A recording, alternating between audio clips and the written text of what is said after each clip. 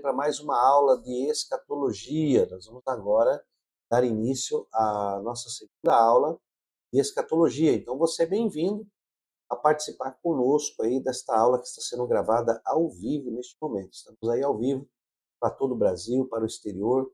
Quero aqui agradecer aos nossos alunos que estão aí na Itália, nossos alunos que estão nos Estados Unidos, Japão, que através aí de uma legenda conseguem nos acompanhar em nossos estudos.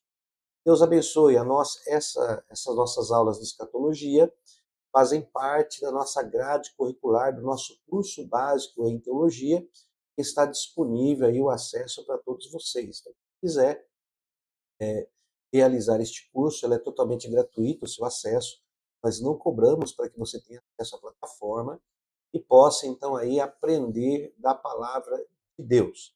Nós estamos aí para mais esta aula. Quero agradecer a todos vocês que estão conosco nesse exato momento ao vivo aqui para todo o país e para o exterior. Deus abençoe sua vida. Meus irmãos, eu sou o pastor Gilmar, sou o presidente e diretor da Faculdade Teológica Cidade e também ministro as aulas online por EAD. Então, nós tínhamos as aulas presenciais, mas devido aí à pandemia, nós paramos com as aulas presenciais e hoje estamos aí totalmente nos adaptando por EAD à distância. Isso foi muito bom, que acabou abrangendo. Hoje nós temos alunos espalhados em todo o território brasileiro e também no exterior. Temos aí alunos que participam das nossas aulas no Chile, França, Estados Unidos, Japão, Portugal. Nós temos alunos aí que estão nos acompanhando em vários lugares desse globo terrestre. Deus abençoe a todos vocês. O intuito nosso é abrir a janela do entendimento, fazer com que você se torne uma pessoa pensante, você se torne um explorador da palavra de Deus e que cada dia você busque entender mais as questões bíblicas que são propostas. Tá? A nossa teologia ela é sistemática, bíblica e aplicada. Nós usamos essas três etimologias aí no nosso curso de aplicação. Nós usamos aí a teologia sistemática, totalmente bíblica e aplicada. Nós utilizamos aí os versículos da palavra de Deus, procuramos chegar o mais próximo possível dos originais. Temos aí a consciência de que não existem todos os originais, mas nós chegamos o mais próximo possível para compreendermos melhor a palavra de Deus de uma maneira sadia e objetiva. Então, Deus abençoe poderosamente a sua vida. Está conosco o nosso irmão Eduardo Costa. Deus abençoe. É muito bem-vindo aí à nossa aula. Que Deus abençoe você que é aluno aí da nossa faculdade teológica. Bom, meus amados irmãos, nós vamos iniciar hoje. Vou aumentar um pouco aqui para me ver a tela, que eu já tenho um certo problema de vista eu tenho que aumentar a tela, né? Eu uso um monitor bem grande aqui para mim poder enxergar, até mesmo ler aí as mensagens dos irmãos. Estamos ao vivo neste momento, tá? E nós vamos iniciar então a nossa segunda aula de escatologia bíblica. Escatologia é uma matéria complicada, difícil de compreensão, e nós estamos tentando usar uma linguagem simples, né? Estamos tentando usar uma maneira bem didática pedagógica e simples para que você possa entender. Essa matéria faz parte aí do nosso curso básico, mas quando você for fazer pela nossa faculdade um médio bacharel e até mesmo talvez um mestrado e doutorado posteriormente, você vai se aprofundar mais em muitos assuntos que nós passamos aqui nesse curso básico, tá bom? Deus te abençoe, eu estou agora aqui na secretaria e acredito que o áudio esteja ok, que você está me ouvindo bem, a imagem parece que está também tudo ok, está transmitindo bem, não estou vendo nada travando. Então nós vamos iniciar aqui a nossa aula de escatologia. Você já assistiu, deve ter assistido a nossa primeira aula, foi transmitida e agora estamos na segunda aula. Nós vamos tentar sintetizar essa matéria escatológica nesse nível básico em 5 aulas. Mas se for necessário gravar mais uma aula, nós iremos gravar. Mas vamos tentar sintetizar em 5 videoaulas para completar aí a nossa grade curricular do nosso curso básico. Se você não conhece ainda a nossa grade curricular, o nosso curso básico ele é composto por 24 matérias. O nosso curso médio, para quem já fez o básico, ele vai apenas acrescentar mais 8 matérias, para totalizar aí 32 matérias acadêmicas para a formação do médio em teologia. Você tendo, então, o básico e o médio, e tendo essas 32 matérias, para se fazer o bacharel, você apenas acrescentará ao seu currículo mais 20 matérias acadêmicas para ter aí a sua certificação do nível bacharelado em teologia. Tá? Então, esses níveis, as nossas matérias são níveis graduais. O nosso curso básico em teologia hoje, ele é comparável, compatível com o fundamental do secular. Então, se você for estudar secularmente nas escolas públicas, você vai ter que fazer o fundamental. Dentro da área da teologia, nós consideramos como nível fundamental o curso básico em teologia, é como se fosse fundamental. Depois, quando você vai para o médio, é como se você avançasse, então, mais um nível curricular, e você faz o médio, que também, o médio em teologia é comparado ao nível médio aí, do curso da escola secular. E aí sim, depois vem o bacharel, que é considerado o nível superior da área teológica, bacharelado em teologia, e aí depois só vem as formações de mestrado, doutorado, PhD, depois licenciatura, o qual você vai direcionar a área que você quer se especificar, porque a teologia abrange bastante áreas, né? Você pode se aprofundar só em antropologia bíblica, ou arqueologia bíblica, ou se especializar apenas em uma área dentro da teologia. Então, a área é muito grande. Então, quando nós ministramos para vocês essas matérias, nós estamos abrindo a janela para que você possa escolher qual seja a sua área que você vai se dedicar futuramente, fazendo uma licenciatura, ou até mesmo se especializando aí em algo. Hoje nós temos aí grandes mestres e professores que são especialistas em escatologia. Então, eles se empenham, fazem as suas licenciaturas apenas em escatologia, então é específico, tá ok? Então, nessa nosso curso, esse básico, são 24 matérias sistemáticas, bíblicas e também aplicativas aí para o seu cotidiano. E é isso que você está aprendendo nesse nível fundamental. Você está tendo aí o fundamental teológico para que você possa ter as bases para prosseguir com seus estudos, se aperfeiçoando a cada dia mais. Deus abençoe o nosso irmão Eduardo Costa, que está conosco. Eu estou na 8ª matéria, mas vou concluir ainda este ano, em nome de Jesus. Deus abençoe, irmão Eduardo. É assim mesmo. Vai aí estudando gradativamente cada matéria, vai eliminando as suas matérias e assim se formando aí na palavra de Deus. Também está conosco pastor Jailson Silva, né, que está agora aí na cidade de Guarulhos. Pastor Jailson é uma bênção do Senhor Jesus, faz parte da diretoria da nossa faculdade, está fazendo um trabalho brilhante também na cidade de Guarulhos. Deus abençoe, paz do Senhor, mente brilhante. Deus abençoe, pastor Jailson, fique na paz. Estou aqui na escatologia, glória a Deus. Deus abençoe. Nós vamos entrar agora na nossa aula. Então, Deus abençoe, fizemos aí as apresentações preliminares. Quero pedir para você, meu irmão em Cristo Jesus, nós estamos dando esta aula para você, por favor, compartilhe aí o nosso link, ative o sininho, se inscreva no nosso canal, faça parte desta família CETAD. Se você quiser ser membro do canal, pastor, eu quero abençoar a sua vida, eu quero todo mês colaborar com o senhor para que o canal cresça, para que o senhor também se motive a fazer mais cursos e oferecer mais cursos nessa dinâmica gratuita, o acesso gratuito para nós poder aprender. Então me ajude, meu irmão, você pode se tornar membro do canal, colaborando com R$ 5 mensais, R$ 5 por mês. Hoje, com R$ 5, você compra um doce e olha lá ainda, uma cocada ou 2 cocadas já passa. Então, você pode me abençoar com R$ 5, ser membro do canal, ter acesso aos vídeos dos membros que nós estamos gravando, que é o nosso projeto aí, da série A Mexicana, a Liftave, o Tabernáculo, do princípio ao fim, e poderá estar nos abençoando. Pastor Saraiva, Deus abençoe, meu pastor. Hoje à noite nós vamos gravar a matéria para os irmãos que estão fazendo o médio, nós vamos continuar aí a terceira aula da arqueologia bíblica. Então, eu demorei um pouquinho, que eu também estou me formando, estou estudando com o professor Rodrigo Silva, e estou fazendo o meu curso de aperfeiçoamento também dentro da área arqueológica para poder passar para os irmãos um conteúdo maravilhoso aí. Que Deus abençoe, tá bom? Nosso pastor Saraiva, que está aí, a paz do Senhor, também está conosco Plauto Paixão. Deus abençoe, irmão Plauto, que está conosco aí. Deus abençoe, tem sido bênção esse curso. Deus abençoe os irmãos. Isso nos motiva a continuar, né, cada dia mais. Meus irmãos, sem delongas, então, vamos entrar na nossa matéria?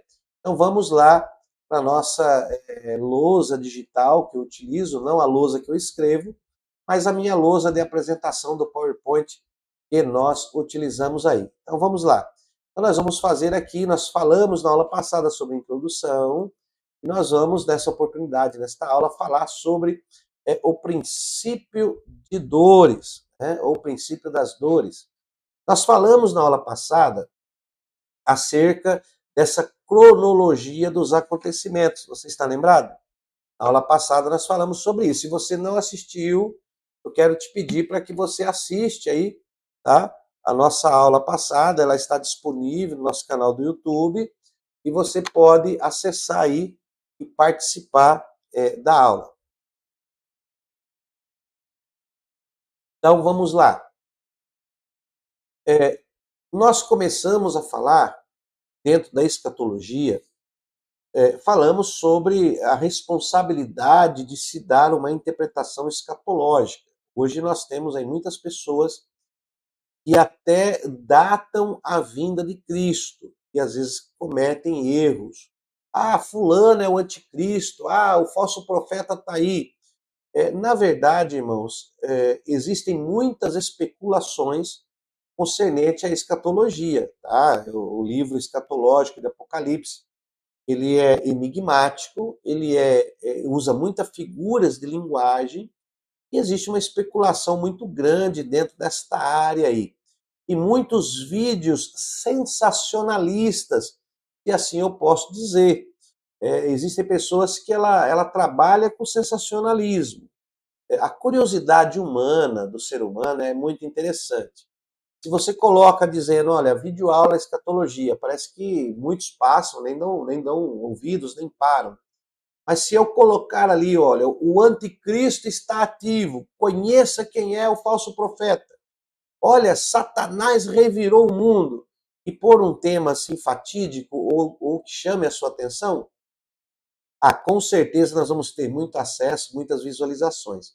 E às vezes nos decepcionamos com o conteúdo, não é verdade? Eu confesso em dizer para os irmãos que existem muitos conteúdos que eu chego até a comprar e adquirir, porque a nossa vida é um eterno aprendizado, e eu quero que você coloque isso na sua vida. Nós sempre estamos aprendendo, não somos o dono da verdade, sempre estamos desenvolvendo aprendizado dentro desta área do conhecimento teológico. E alguns cursos que nós adquirimos, quando eu olho para os nossos cursos que fornecemos, há uma diferença muito grotesca, né? Uma diferença muito grande. O nosso curso realmente é um curso que ele pode ser vendido até caríssimo. Esse curso básico nosso, de 24 matérias, se eu fosse vender ele, poderia facilmente vendê-lo por um custo bem caro, 400, 500, 600 reais, por causa da quantidade de videoaula, a quantidade de informações, conhecimento e matérias. Mas esse não é o nosso intuito. Nosso intuito é que você cresça espiritualmente dentro da palavra de Deus e que você tenha essa janela aberta na sua vida a buscar se aprofundar mais e conhecer a palavra de Deus. Então, nós falamos na aula passada sobre justamente essa cronologia dos acontecimentos. Nós mostramos aqui para você o princípio das dores, que seria o início de tudo, o qual Jesus está falando lá em Mateus 24, daqui a pouco vamos falar sobre isso. Então, falamos sobre esse princípio de dores. Depois, o período da tribulação foi profetizado aí por Daniel nas suas 70 semanas, e nós chegamos aí a essa tribulação que seria em 7 anos, 3 anos e meio de falsa paz, né? Seria uma paz, mas não duradoura, seria falsa porque é uma paz produzida pelo próprio anticristo e o falso profeta. E depois teríamos, na metade da tribulação, a grande tribulação propriamente dita, que é a ira de Deus derramada sobre a terra e aonde se enquadram os acontecimentos apocalípticos do livro de João. Estão todos aqui que nós vamos falar posteriormente. Aí temos, então, 3 interpretações da igreja. Então, nesse período da tribulação, nós temos os pré-tribulacionistas que acreditam da salvação, no arrebatamento da igreja, né, na proteção da igreja. Ela será tomada para ser protegida da ira de Deus que há de vir sobre a terra antes do início desse período de tribulação. Aí temos os mid-tribulacionistas que acreditam que a igreja será tirada no final da falsa paz e no início da ira de Deus, e temos os pós-tribulacionistas que acreditam que a igreja será tomada no final da tribulação, da grande tribulação, dos 7 anos. Então temos essas 3 interpretações que veremos depois. Aí temos então aqui a vinda de Cristo, né, a sua vinda visível, onde ele desce no Monte das Oliveiras, onde haverá a famosa batalha do Armagedon, onde Jesus descerá com seu exército e pelo poder da sua boca ele vencerá os seus inimigos, todo olho da terra o verá, ele se pronunciará e será visto por todos. Depois dele vencer essa batalha do Armagedon, Jesus vai instalar na terra o seu reino milenial, que durará por 1000 anos, e após os 1000 anos haverá outra batalha, que é denominada Batalha de Gog e Magog. E após essa batalha, então, virá o grande trono branco.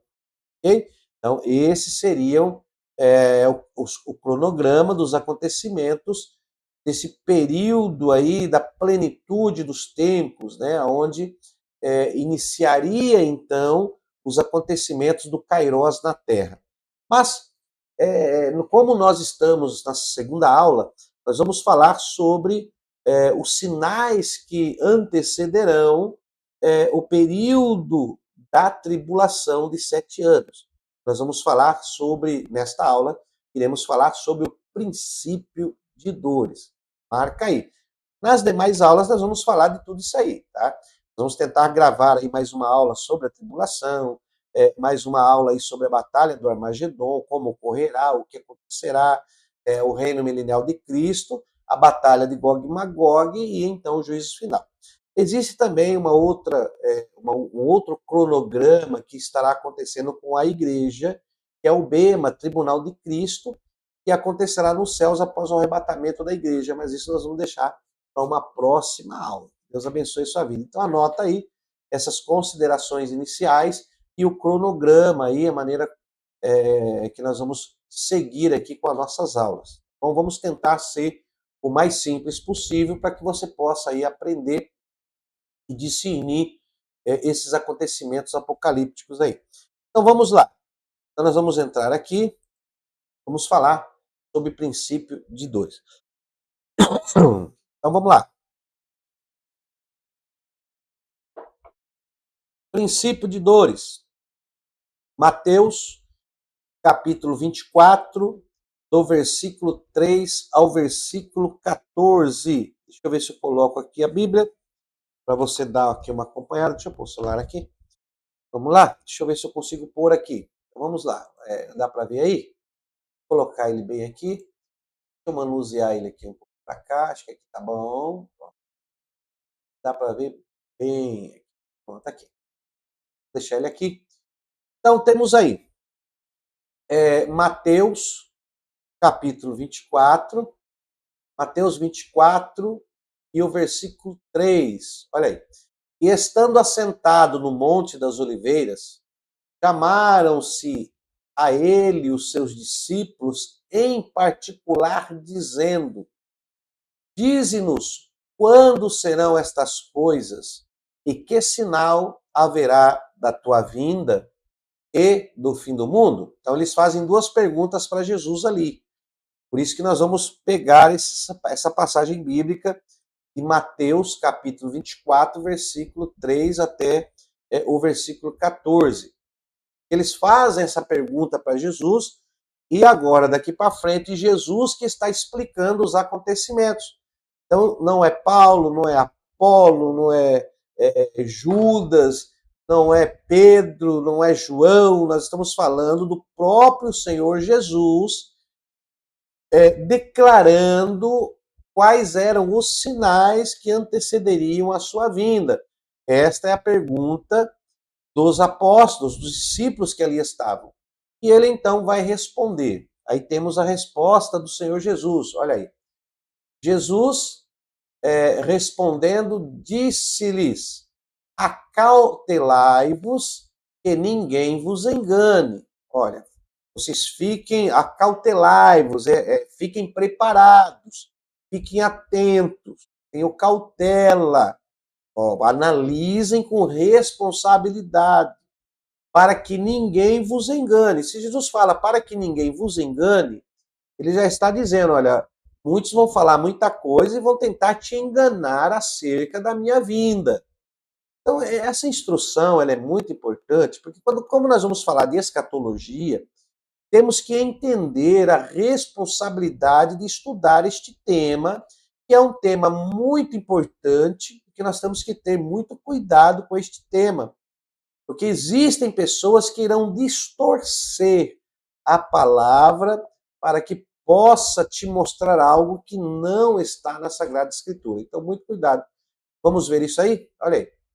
Jesus disse, olha, cautelai-vos, que ninguém vos engane. E aí Jesus continua, porque muitos virão em meu nome, dizendo, eu sou o Cristo, e enganarão a muitos. Olha, Mateus 24, 5. Você já deve estar com a sua Bíblia aberta aí, olha, você tem que pegar aí, ó, a sua Bíblia, tá? Já fica aí com a sua Bíblia, tá? Essa é a Bíblia que eu uso na minha vida, no meu dia a dia, que é a Bíblia Thompson, é a Bíblia Thompson de estudo, tá?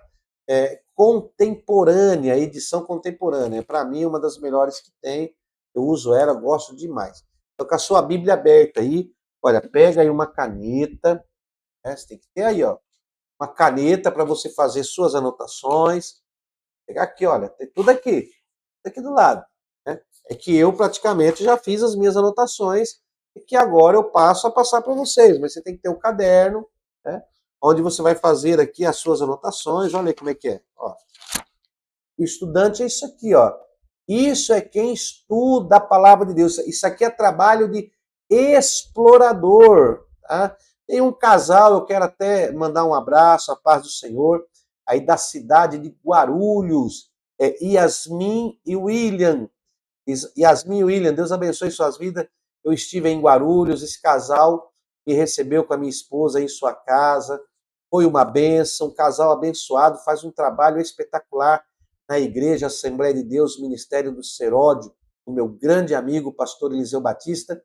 Deus abençoe vocês, viu? Esse amor, esse carinho que vocês têm. E eu fiquei admirado, porque quando eu cheguei lá na casa deles, eles me mostraram, irmãos, o seu caderno de anotações.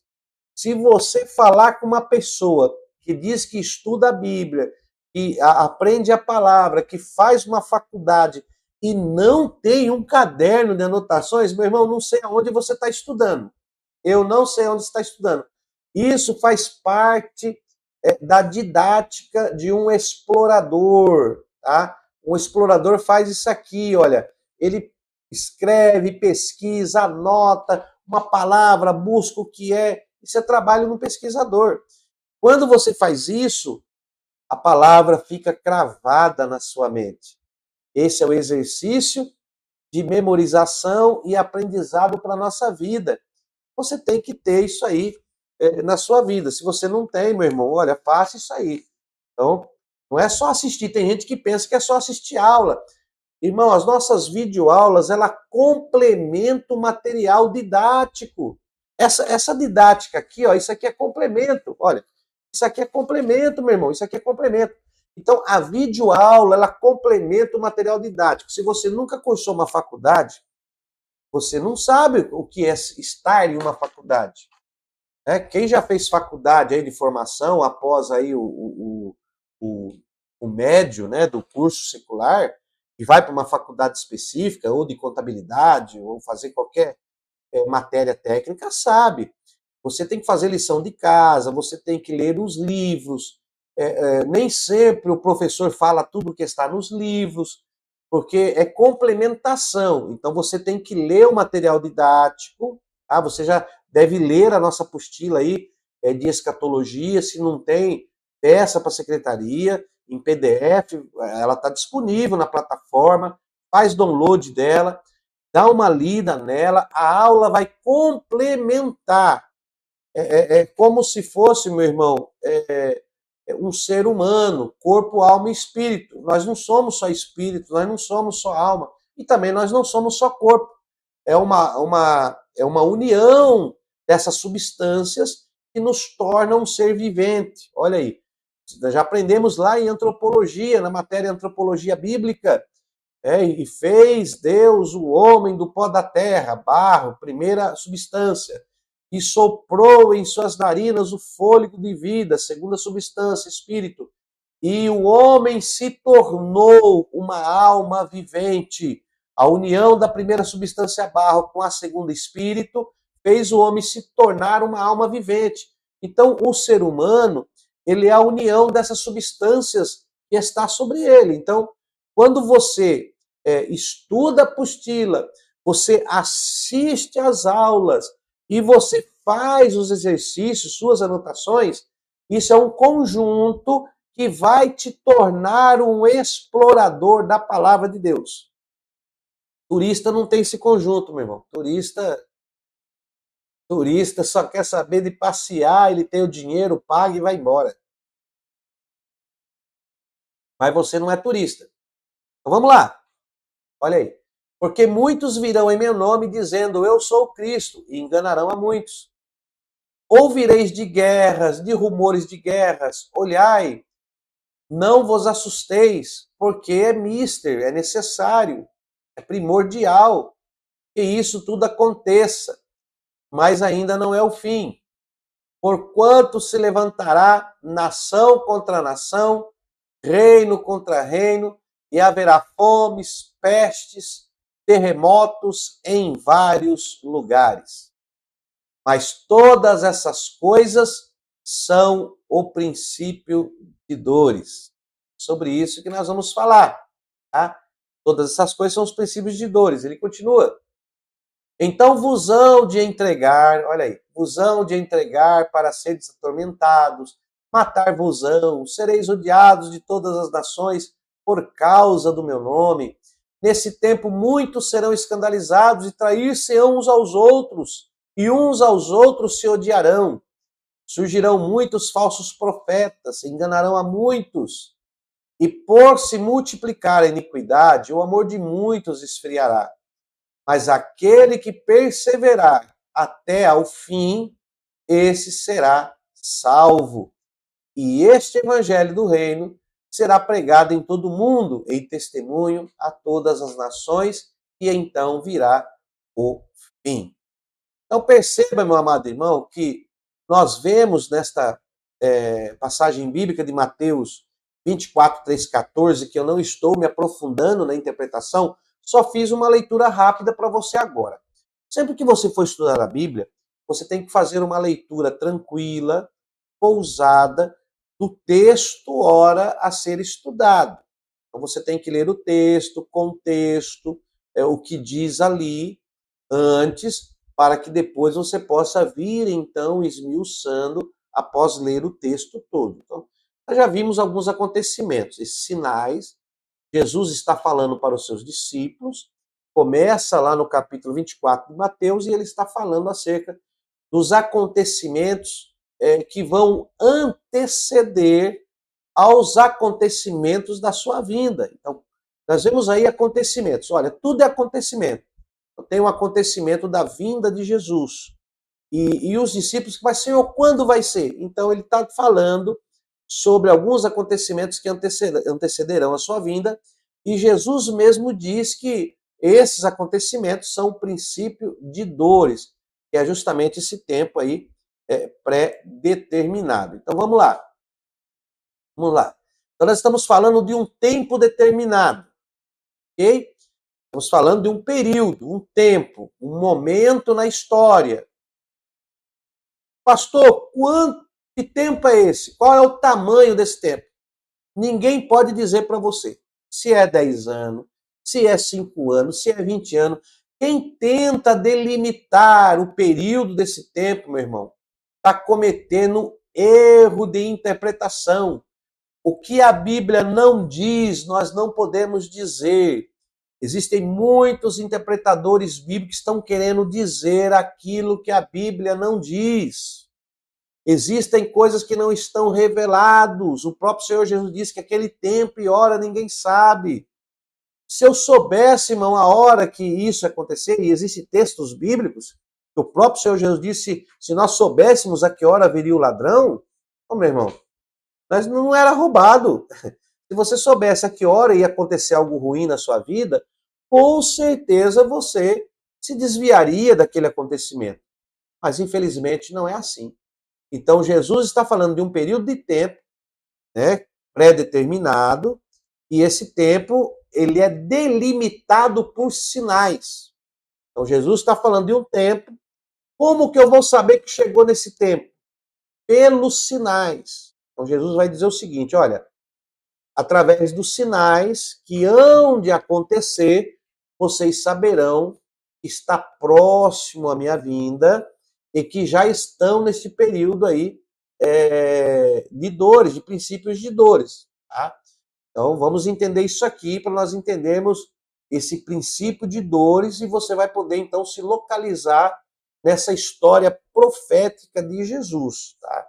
Jesus está dizendo isso lá e ele está delimitando um tempo que ele não quer datar quanto ia durar esse período, porém ele está falando que haveriam sinais que era possível nós sabermos que está próximo dos acontecimentos da sua vinda por causa desse período aí. Esse período que está aí é princípio de dores, dado pelo próprio Senhor Jesus, como você viu aí em Mateus 24:8. Né? Então, vamos continuar aí. Vai abrindo a sua mente aí. Olha aí. 8. Isso, mas todas essas coisas são um princípio de dores.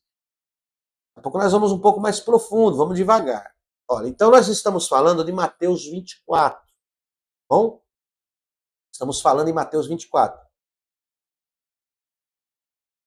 Então, em Mateus 24, temos a fala de Jesus sobre esse período que antecederia a sua vinda, período esse que os discípulos quiseram saber, perguntaram para o Senhor Jesus, e nós estamos falando sobre isso. Mas é só em Mateus? Não.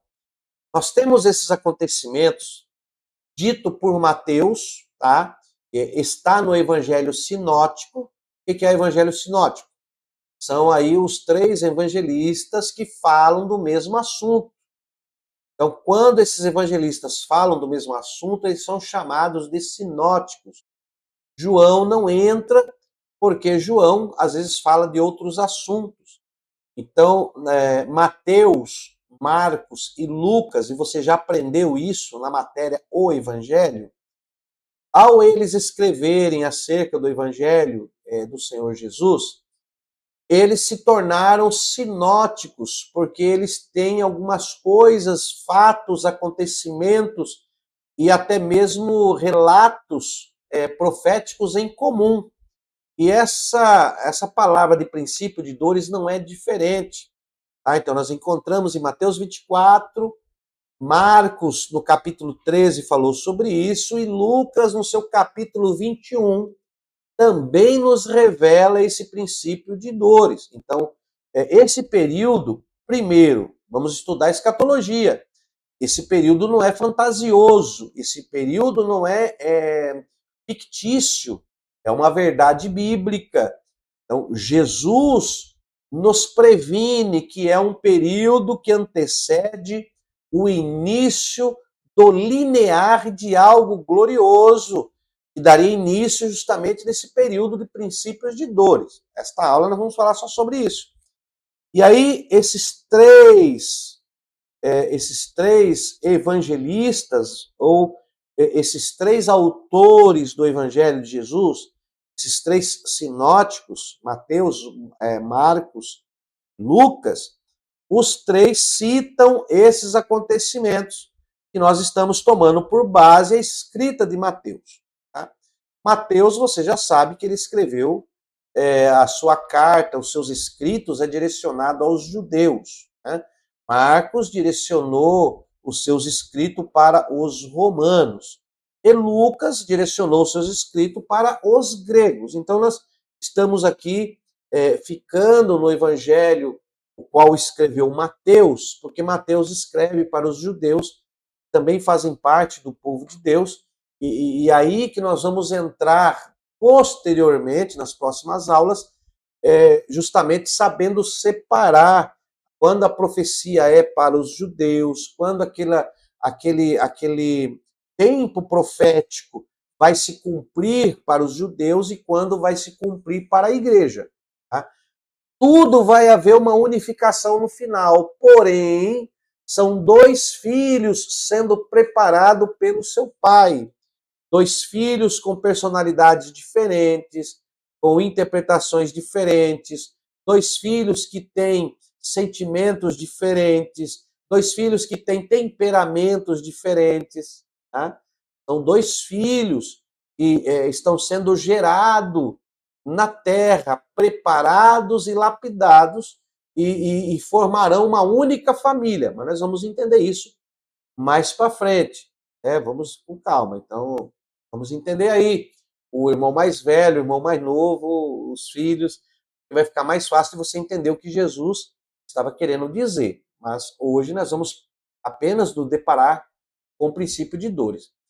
Então, quando nós lemos aqui no Mateus 24, 5, nós vemos que um dos primeiros sinais deste período que antecederia esses acontecimentos, que iam delimitar, iam marcar, eles iam nomear a vinda de Jesus, que é a especulação da pergunta dos discípulos, Mateus 24, leia todo ele, tá? E as 10 virgens estão incultas aí dentro desse texto. Na próximas aulas você vai entender melhor o que seria essas 10 virgens, né? Tá? E nós vamos ver melhor isso aí. Porque há várias interpretações das virgens. Às vezes não dá tempo de nós pregarmos todas as visões. Quem é meu aluno já estudou sobre as virgens aí em exegese, já falamos um pouco das virgens, mas nós não demos ainda uma interpretação, uma segunda visão sobre quem seriam estas virgens dentro do contexto justamente desta revelação de Jesus acerca do princípio de dores e da sua vinda. Há uma visão diferenciada de quem seriam estas virgens que Jesus estava se referindo lá, porque a noiva está em oculto. Então nós temos ali dois aspectos, o aspecto da noiva e o aspecto da virgem. Se a noiva é a igreja, as virgens, nós entendemos que sejam os trabalhadores, né? Mas ali nesse contexto cristão judaico, essas virgens seriam então o judaísmo, né? 5 prudentes são aquelas que verdadeiramente aceitaram a noiva e viram que a noiva era a escolhida do noivo, que elas tinham que zelar por esta noiva, porque o noivo escolheu ela. E as imprudentes são aquelas que não se preocuparam, são os judeus que não se preocuparam com a noiva e deixaram a noiva de lado. Nós vamos ver isso um pouco mais para frente, tenho certeza que a sua mente vai abrir até lá. Tá? São conceitos que nós vamos aprendendo no decorrer das nossas aulas aí. Então, veja bem, a primeira menção que Jesus diz no versículo 5 é justamente essa aí, ó. Porque muitos virão em meu nome, dizendo, eu sou Cristo, e enganarão a muito. Então, temos aí o primeiro sinal, falso Cristo. Não há nem motivo de nós abrangermos muito com respeito a esses sinais, não é verdade? Porque nós vemos aí que tem surgido realmente falsos cristos. Tá? Nós temos visto aí, tem surgido falsos cristos, né? Teve até aquele Henri Cristo lá do Paraná, Não teve aí o Henrique Cristo lá do Paraná que surgiu? Ai, Deus, né? Então nós temos aí alguns aspectos aí que têm surgido. Eu tô preparando aqui justamente para dar continuidade aqui. Então, primeiro surgimento de falsos cristos. Ao longo dos séculos, ao longo dos séculos, surgiram diversas pessoas que se intitularam aí sendo o próprio Cristo. Isso nós temos registro na história. Até mesmo aquele reverendo Moon, um dos mais conhecidos, talvez mais bem aí sucedido, né? Teve milhões de adeptos. Essas pessoas que se intitulavam ser a encarnação de Jesus e assim se tornaram falsos cristos. Temos até como base justamente esse versículo que o próprio Senhor Jesus deu como base, que as pessoas viriam em nome dele dizendo eu sou o Cristo. Vemos aí que surgiu aí até o Henrique Cristo, que surgiu. Então, nós vemos que esse é um dos sinais que nós já podemos ver que já aconteceu. Já tem esses sinais. Né? Pessoas trazendo uma nova mensagem para o mundo, como se fossem enviadas por Cristo. São grupos que apoiam as suas crenças materiais extras-bíblicos. Eles acabam pegando as suas crenças em situações que às vezes não estão na Bíblia, mas trazem isso como se fosse assuntos verídicos. Então nós já vemos isso acontecendo. Temos também o segundo sinal que está dentro desse texto, que são os rumores de guerra em Mateus aí 24, né? Então temos aí Mateus 24, no versículo 6, que fala sobre justamente esses rumores de guerras. Olha aí. E ouvireis de guerras e rumores de guerras. Olhai, não vos assusteis, porque é misto que isso aconteça, mas ainda não é o fim. Muitas pessoas dizem, mas o mundo vive em guerra desde o início. Só que quando Jesus está citando isso, naquele período ali que ele está entre os homens, e eles fazem essa pergunta, quando ele fala de guerra, rumores de guerra, ele fala de algo mais intensificado, né? Algo que se intensificaria muito. Então nós encontramos aí esses acontecimentos de guerras. Então nós vemos que já vivenciamos, depois que Jesus falou isso, nós já vivenciamos aí no século XX e no século XXI. Nós tivemos aí a Primeira Guerra Mundial em 1914 até 1918, né? Tivemos a Segunda Guerra Mundial, 1939 até 1945. Tivemos aí a Guerra Fria. Teve aí a Guerra Civil da Síria em crise, com crise dos refugiados, 2011 até 2020, onde foi destruído até muitos achados arqueológicos. Temos aí a tensão que está entre Israel e Palestina. Nós vemos isso diariamente aí, e desde 1890 até 2020 nós vemos essa intensificação, né? E muitos outros. Então a grande diferença dessas guerras do passado é que essas têm afetado o mundo todo devido à sua globalização. Qual a diferença das guerras do passado para as guerras de hoje? Essas guerras de hoje acabam atingindo o mundo todo, porque nós estamos vivendo uma globalização. Vamos ver aí da Ucrânia, os eventos que aconteceram lá, atinge todos os países do mundo. Né? Antigamente havia aquelas guerras mais locais, que atingiam só lá, os outros países seguiam, mas hoje já começa a atingir monetariamente, tecnologicamente, financeiramente, então acaba atingindo demais países que fazem importação, exportação, que precisam dessa comunicação aí estrangeira. Então nós vemos, mais uma vez, que esses rumores de guerras, que Jesus diz que é uma intensificação que haveria, já vemos acontecendo. E o próprio Senhor Jesus diz, olha, não vos assusteis. Tem pessoas que ficam assustadas com essas guerras. Mas o Senhor Jesus diz, olha, não vos assusteis. Perceba que nós falamos de um tempo, um período que Jesus está orientando os seus discípulos que aconteceria antes da sua vinda. E seriam como sinais. Então, olha, observe, quando estiver acontecendo isso, não se assuste, fique atento. vai acontecer. Então, existem coisas, irmãos, que nós não vamos impedir que aconteça. Nós, por uma lógica social, por sermos cristãos, por prezarmos um bom desenvolvimento cultural, econômico do nosso país e dos demais, nós vamos lutar para que tudo aconteça da melhor forma possível. Mas o que está profetizado vai acontecer. Então Jesus está dizendo, não vos assusteis, fique tranquilo, porque ainda não é o fim. Não é o fim. Olha o que Jesus está dizendo aí. É claro que isto vai acontecer, isso tem que acontecer, mas ainda não é o fim.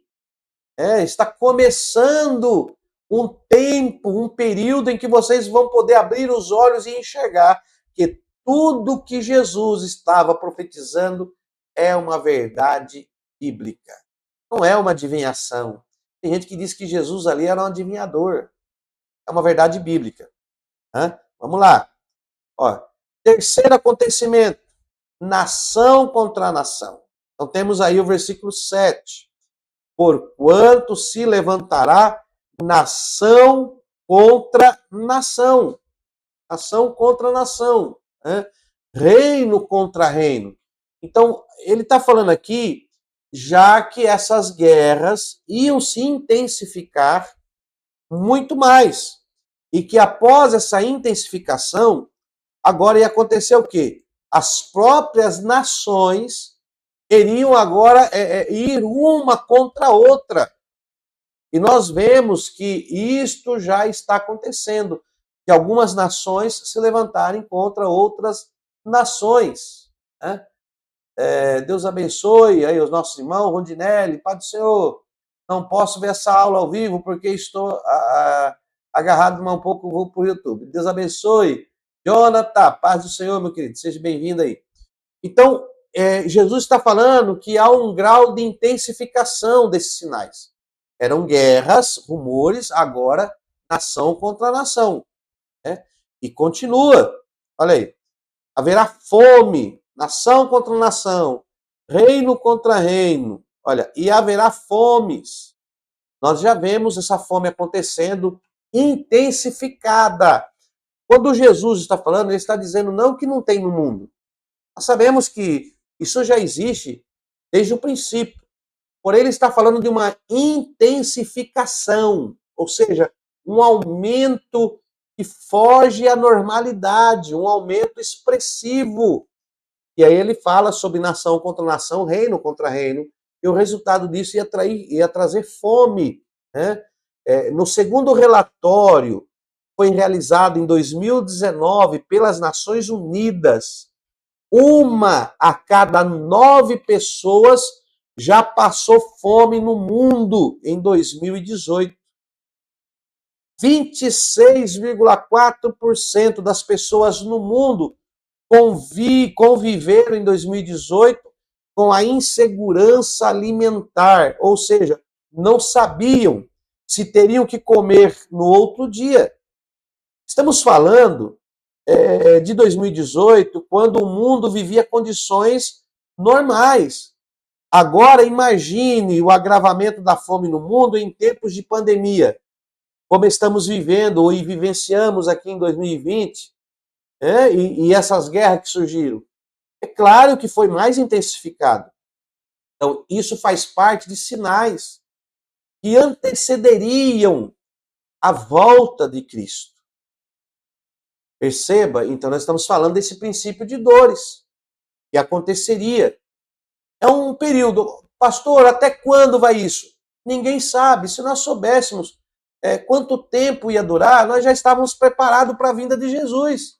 Por isso que a vinda do Senhor Jesus vai ser surpresa. A vinda de Jesus vai ser surpresa para nós todos. Deus abençoe nossa irmã Lilian Silva, membro do nosso canal, está conosco. Deus abençoe sua vida.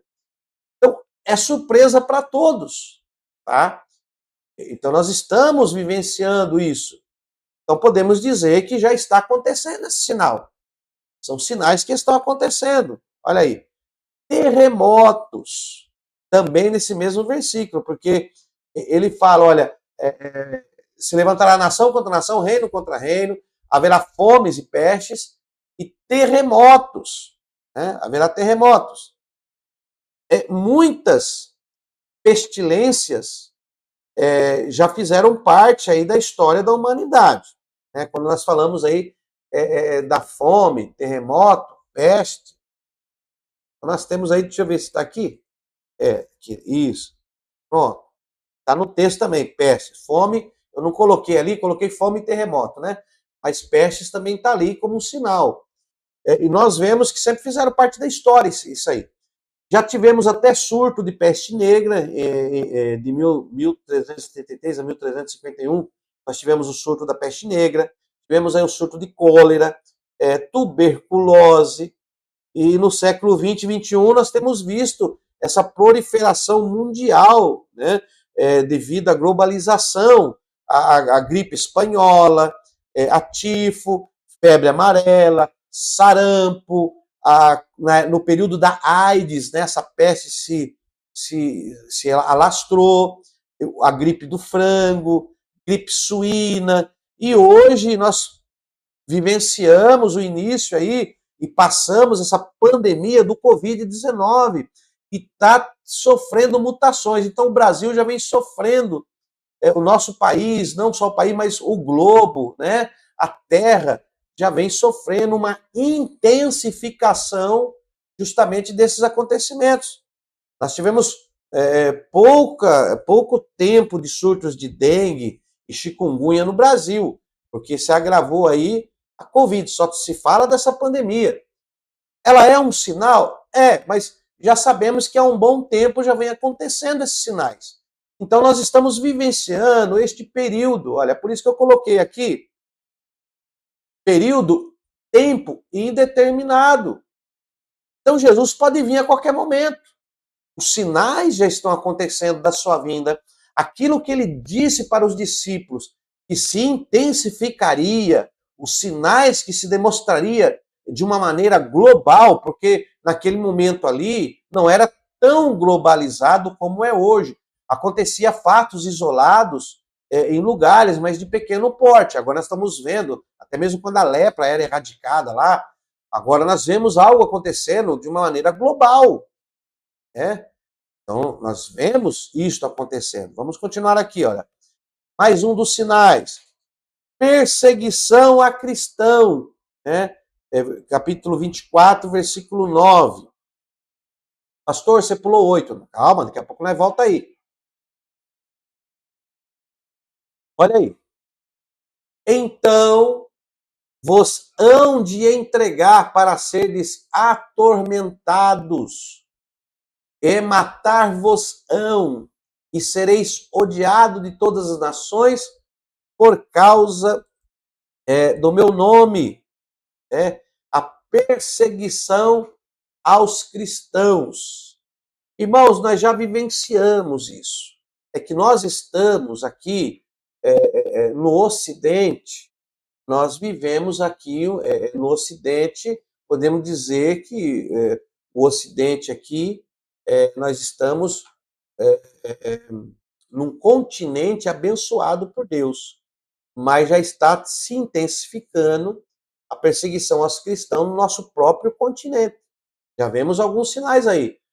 Antes a perseguição era só lá pela Europa, lá no Oriente, naquela região para lá, do outro lado do oceano. Coreia, enfim, outros lugares lá, a janela, que nós sempre aprendemos, aquela janela 30/40, né? Quem faz missões aprende a tal da janela 30/40, mas nós vemos que já está intensificando as perseguições até aqui na América Latina. Já está começando a perseguição aos cristãos aqui na América Latina. Vai haver uma intensificação? Sim, é bíblico. Jesus falou, quando Jesus está falando, vosão de entregar para seres atormentados, matar-vosão, sereis odiado de todas as nações por causa do meu nome, ele está falando de uma intensificação desses acontecimentos. Daqui a pouco eu vou te falar por que é uma intensificação. Pastor, mas por que o senhor está falando que é uma intensificação? Porque daqui a pouco você vai entender. Então eu estou te dando uma visão geral dos sinais que Jesus falou, que nós já vemos que está acontecendo, e esses sinais estariam justamente neste período pré-determinado por Cristo, por Adonai, que é denominado aí o princípio de dores que antecederia a sua vinda. Então já vemos isso acontecendo, né? Segundo aí um site especializado, se você procurar no Google aí, o site Portas Abertas, mais de 260 milhões de cristãos no mundo sofrem perseguição religiosa. É só você fazer uma pesquisa que você vai ver isso aí. Você está vivendo aqui no Brasil, uma terra abençoada por Deus. E nós lutamos para que não seja aprovada nenhuma lei que persiga o cristianismo aqui no Brasil. Mas vai ser intensificado e é mister que isso aconteça, porque a volta de Cristo está próxima. Né? Deus abençoe, minha irmã. Desculpa, eu não respondi, que eu estava no raciocínio. Nossa irmã Simônica Cristina, Deus abençoe. Paz do Senhor, seja bem-vinda aí na nossa aula. Então, estamos falando de uma intensificação de acontecimentos, que já está vindo para o nosso continente. Já está abrangendo aí, ó, nas fronteiras do Brasil. Se você olhar um pouquinho, você já vai ver nas fronteiras do Brasil acontecendo uma perseguição cristã, né? Pessoas sendo expulsas, perseguidas, só não vê quem não quer. Para chegar até aqui, mas está faltando muito pouco mesmo. Então, olha aí. Existe aí o site Vatican News, que é um site do Vaticano. Vatican News, né? Que são aí notícias do Vaticano. Este site, ele declara que 300 milhões de cristãos sofrem perseguição no mundo e mostra que isso acontece em países do eixo oriental. Já no eixo ocidental, olha, eu estou pondo 2 eixos. O eixo oriental, que vai pegar justamente ali o Oriente, o outro continente, do lado de lá. E tem o eixo ocidental, que já vem para o nosso lado. Nós somos de uma cultura ocidental, somos ocidentais. Até quando você lê a Bíblia, você tem que saber interpretar a cultura ocidental para a cultura oriental. No Oriente a cultura é diferente. Então, esse jornal, né, este site aí, News, Vatican News, que é do Vaticano, 300 milhões de cristãos já estão sofrendo perseguição dentro do eixo oriental. Já no eixo ocidental, a perseguição ela é velada, ainda não é declarada, onde os cristãos podem se reunir, nós podemos dar continuidade, porque as leis ainda não foram aprovadas que ferem os princípios da nossa fé cristã. Mas se forem eleitas e votadas e instauradas, vai nos obrigar a se calar e vai fomentar o ateísmo e o politeísmo. Então vai haver uma perseguição. É que, por enquanto, as nossas leis que regem o nosso país ainda não nos trazem essa perseguição aí pseudo-cristã na nossa vida. Então o cristianismo está ainda andando aí livremente. Tá? Okay? Aqui é a obreira Luciana, do Gerados para Vencer. Vitória. Deus abençoe, irmã Vitória. Continue conosco aí. Deu para entender que você tem que pôr isso na sua mente? Então, olha, tudo que Jesus falou lá no lado onde Jesus estava ali no eixo do Oriente. Ali não, ele estava no eixo do Oriente, nós estamos no eixo do Ocidente. E já está vindo para cá justamente essa perseguição. Já está chegando. O que nós vemos nisso? Jesus está às portas de vir buscar a sua igreja. O período estabelecido por Cristo, quando nós estudamos escatologia, temos que entender isso aí. Princípio de dores.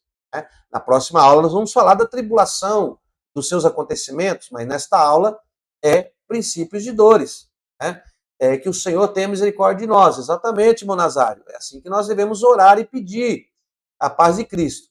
Mas isso tem que acontecer, porque aí nós vamos ver a diferença daquele que serve para aquele que não serve a Deus. Há uma diferença. Vamos lá. Mais um sinal que está em Mateus capítulo 24, no versículo 11. Falsos profetas. Ali Jesus está falando agora do surgimento de falsos profetas. Olha aí. surgirão muitos falsos profetas e enganarão a muitos. Olha aí, surgirão muitos falsos profetas e enganarão a muitos. Existe uma falta de confiança generalizada das pessoas nos líderes religiosos. Isso já está acontecendo. Tá? Nós vivemos dias desse século em que já está existindo essa falta de confiança nos líderes religiosos, principalmente dos religiosos cristãos. Né? Antigamente, ser um pastor era motivo de orgulho. Eu me lembro ainda quando eu aceitei a Jesus e comecei a congregar na Assembleia de Deus, Ministério Missão de Santos, Ministério de Santos.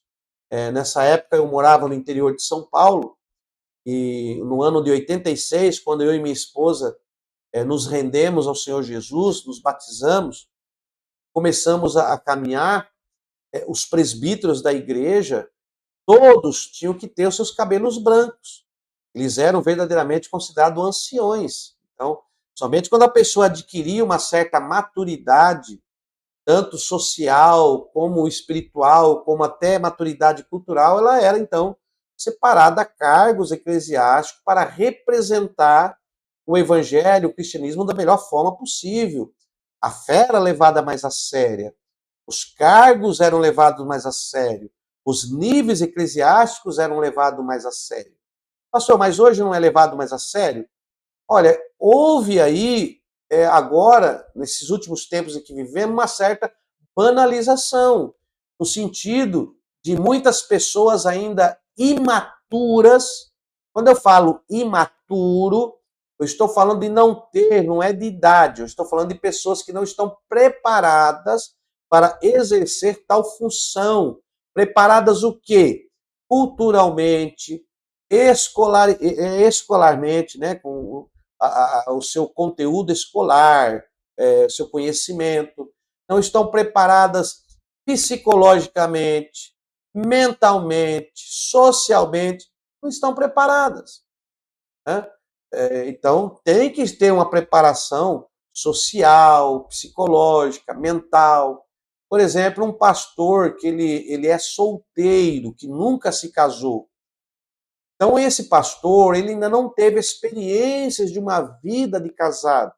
Ele não sabe o que é você ter uma companheira, a companheira é de um jeito, o companheiro é do outro, às vezes os conflitos, ele só sabe isso por ouvir falar, mas lhe faltam experiências vivenciais. Nós vimos isso na Bíblia com Jó.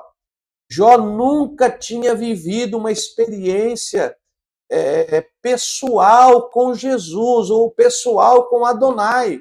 Ele nunca tinha vivido uma experiência pessoal com Adonai. Ele mesmo declara isso após ele passar pelo que ele passou. Ele diz o quê? Senhor Adonai, eu te conhecia de ouvir falar, mas hoje te veem os meus olhos. Ou seja, eu te conhecia só de ouvir falar, porque me ensinaram, falaram para mim. Eu tive os conceitos, o conhecimento teórico. Porém, hoje eu vejo o Senhor na prática. Hoje eu tenho uma intimidade. Hoje eu sei ver o Senhor de uma outra maneira. É isso que eu me refiro. Quando uma pessoa se torna um representante, ela tem que ter essa maturidade que Jó teve. Ele adquiriu. E essa maturidade só se adquire com a vivência.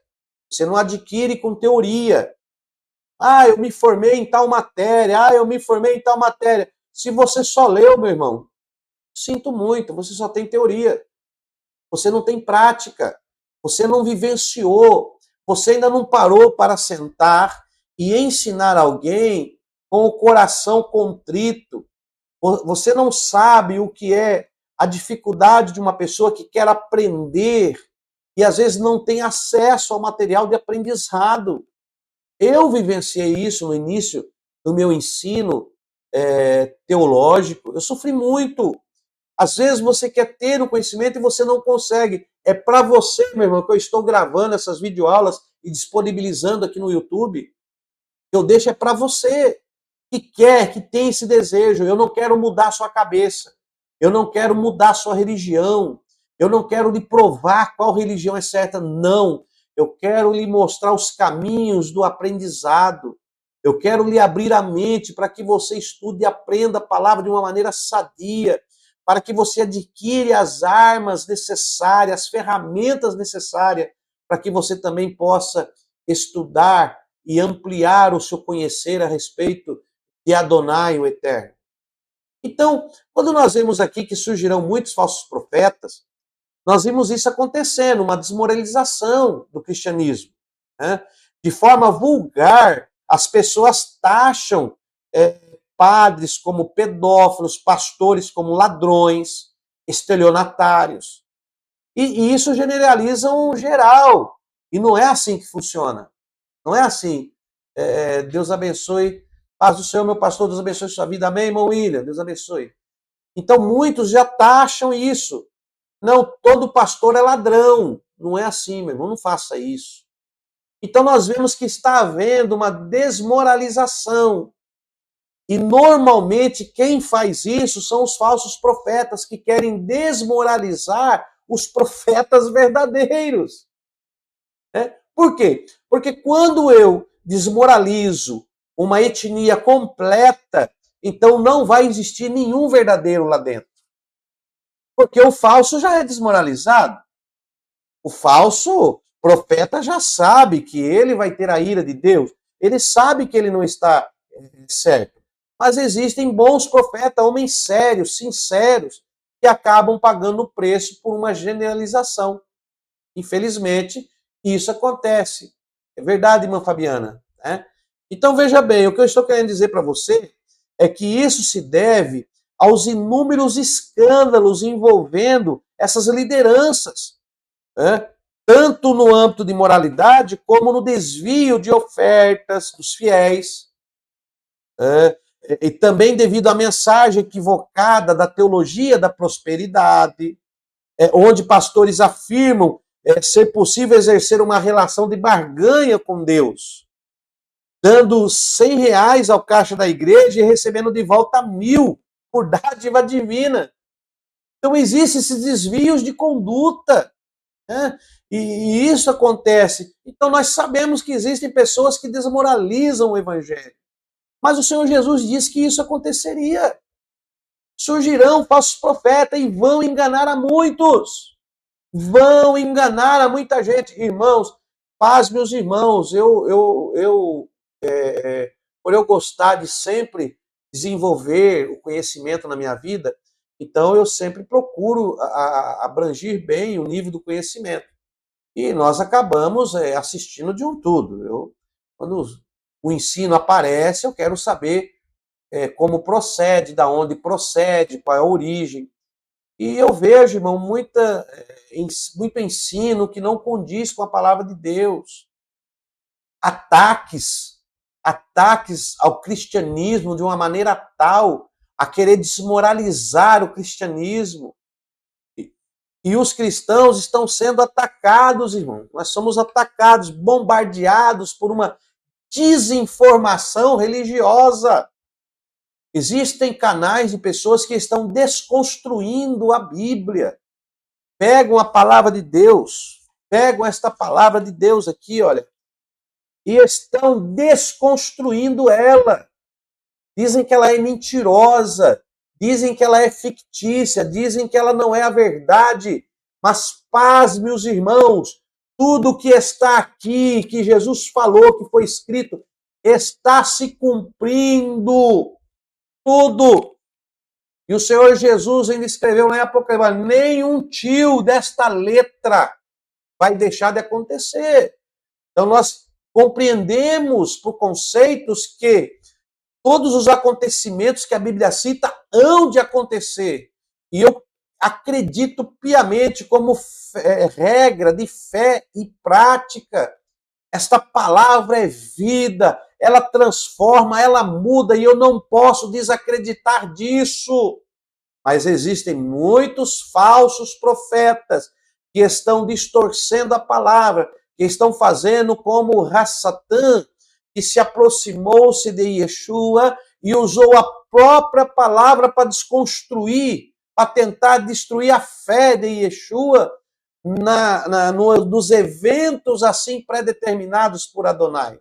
Então veja bem, nós temos que ser maduros, né? Temos que ter maturidade suficiente para separar, porque isso vai acontecer e muitos serão enganados. Olha aí, por uma questão de ética, não vamos apresentar aqui referências de pesquisa, reportagem acerca disso, né? Acerca desses fatos que envolvem esses líderes. Eu nem gosto de entrar em debates sobre esses assuntos, porque eu sei que tem, infelizmente, muitos cristãos aí que não honram o nome ou não honram o título de imitadores de Cristo por serem cristãos, não honram o título de imitadores de Cristo, né? Então, nós não estamos aqui para atacar ninguém ou para mostrar a falha de ninguém. Existem muitos canais aí que estão mostrando pessoas cristãs que batem na mesa, pessoas que fazem tudo errado, mas não é o nosso alvo aqui. Nosso alvo aqui é a palavra. É entender que tudo isso que você vê são sinais que Jesus disse que haveria de acontecer, tá? Então, nós não vamos atacar e nem mostrar isso. Isso aí cabe ao meio desse panteão de falsos profetas, cabem a eles. Existem aqueles que foram vocacionados por Deus para cuidarem da vida espiritual das pessoas, e existem aqueles que não foram vocacionados por Deus, foi vocacionado pelo próprio homem, e estão aí promovendo toda a ordem e desordem aí, né? Ordem não, toda desordem espiritual que podem. Infelizmente, é a palavra de Deus se cumprindo, a palavra de Deus se cumprindo, e Jesus disse que isso aconteceria antecedendo a sua vinda. Então, vamos ver aqui mais um? Pronto. No versículo 12, capítulo 24, versículo 12, ele fala do esfriamento. Olha, por se multiplicar a iniquidade, o amor de muitos esfriará. Jesus agora fala desse acontecimento, que é o esfriamento do amor. E nós já estamos vivenciando tais esfriamentos, né? Estamos vivenciando. Para que eu possa pontuar aqui o esfriamento do amor, nós vamos verificar o nível de dissolução dos matrimônios e, consequentemente, a ruptura das famílias, que é crescente a quantidade de homicídios no mundo, tá? Então, para que eu possa falar do amor, eu quero usar aqui uma etimologia sobre os casais de família, né? E está havendo muita ruptura de família, muito fácil. Então, o amor está se esfriando. A ruptura está acontecendo por esse esfriamento. Olha, deixa eu te falar aqui uma coleta de IBGE. Deixa eu falar um dado aqui. Coletas de dados do IBGE em 2011 apontaram um aumento de 45% no número de divórcios no Brasil. Tá? A revista Veja, em 2017, destacou que 1 a cada 3 casamentos no Brasil termina em divórcio. Com relação aos homicídios de 2019, o portal do G1 publicou uma reportagem onde mostrava que em 2017 ocorreram mais homicídios do que mortes em conflitos armados do que em guerras, né? Ocorreram mais homicídios, tá, do que mortes em conflitos armados. Para o melhor entendimento, o homicídio é aquele assassinato que ocorre na sociedade que está vivendo sua vida normal. Ou seja, se tornou normal na sociedade se matar alguém. E isso se dá pelos motivos mais fúteis possível. Dentro das igrejas se vê a apostasia. Já vemos apostasia dentro da igreja, que é o afastamento da verdadeira fé daqueles que um dia creram no Senhor Jesus. Então, até dentro da igreja nós vemos esse esfriamento, essa apostasia que lá em 2 Tessalonicenses, no capítulo 2, do 1 ao 4, também nos mostra que haveria nos últimos tempos a apostasia, né? E nós vemos isso acontecendo. Apostatar da fé, se desviar, se afastar, muitos estão se desviando. Quando começaram, olha, começaram era um, e estão caminhando e estão se afastando cada vez mais daquela fé que iniciou, né? É incrível, né? Nós cantamos e às vezes nós falamos, volta ao primeiro amor. Quando nós falamos assim, voltar ao primeiro amor, então nós estamos dizendo que o nosso amor já mudou. Voltar ao primeiro, para você voltar ao primeiro, você tem que estar no segundo, no terceiro, no quarto. É como uma corrida, né? Você é o primeiro, você está correndo, você é o primeiro. Aí se fala para alguém, você passa e alguém grita, volta a ser primeira, porque você já deixou de ser primeiro, você passou para trás, ou seja, se afastou. Então nós estamos vendo esse esfriamento, que Jesus diz, e volto a repetir, ele está falando de uma intensificação. Vou repetir, eu vou usar essa palavra para você entender. O que é intensificação? É o ato de intensificar. É algo que vai crescendo gradativamente. Ele começa aqui e aí ele vai crescendo, olha, vai intensificando, vai ficando mais forte, mais forte, mais forte. Deu para entender? Então, começou aqui e vai se intensificando. Quando se fala em esfriamento, começou-se um esfriamento e esse esfriamento vai se intensificando. Hoje era 10 pessoas na igreja que se esfriou, amanhã já é 20, amanhã já é 30, depois é 40, e a igreja vai se esvaziando. Quando há um esfriamento espiritual, vai havendo uma diminuição de adoradores. Irmãos, nós vivemos isso no nosso século. Nós passamos aí semanalmente em algumas denominações e observamos muitas igrejas vazias e pessoas que estão se afastando. Está havendo um esfriamento do amor ao Criador, de amor ao Eterno, ao Adonai. Por que esfriamento do amor? Porque quando você faz algo por amor, você prioriza aquilo. E hoje não estão mais priorizando Adonai por causa do esfriamento. O amor está se esfriando. Quem ama faz de tudo. Ah, eu não vou para a igreja hoje porque estou de a pé. Ah, não vou para a igreja hoje que cheguei cansado. Ah, não vou para a igreja hoje. Um esfriamento espiritual, não se lê mais a palavra. Olha, comprei uma Bíblia nova, aí quando é novo, cheira nova, deixa eu ver, e começa a folhar, começa a ler. É ou não é assim? Né? Passou-se um tempo, a Bíblia volta a ficar jogada lá na estante. Se quando abre ou quando pega nela é no domingo, porque domingo é... Não, domingo é o dia de eu ir para a casa do Senhor. Muitos não têm nem vergonha de dizer isso. Eu tenho vergonha de dizer que só vou uma vez por semana na casa do Senhor, ou que eu só dobro o joelho uma vez por semana para orar, ou que eu só leio a Bíblia uma vez por semana. Isso se chama esfriamento. É algo que é quente. Quando nós falamos em quente, estamos falando de uma temperatura alta.